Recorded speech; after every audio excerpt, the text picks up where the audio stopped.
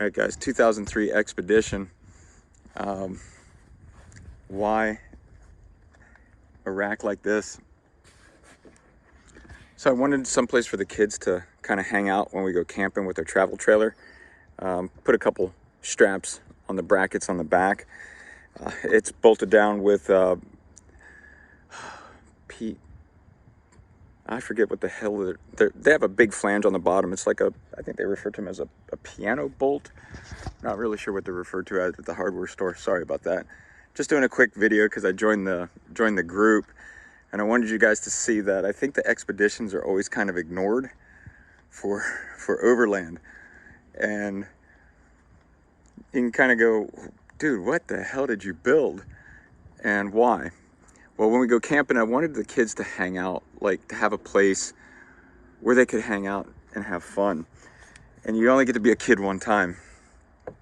So no, I'm not living vicariously through them. This is similar to Starboard veranda at Home Depot. So it's solid as a rock, very sturdy. Originally, this whole concept and idea was going to be a boat rack. So inside our garage, I've got a 16-foot dirigible Saturn boat. I'll take a picture of it maybe and stick in here as well.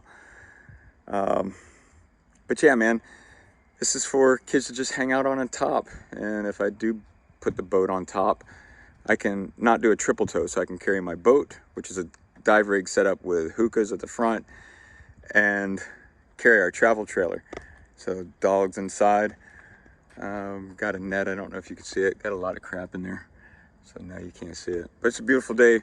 You only get to live one time. Cancer kind of does that to you.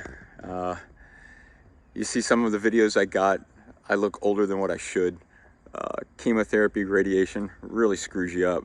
So go out and live, man. See ya.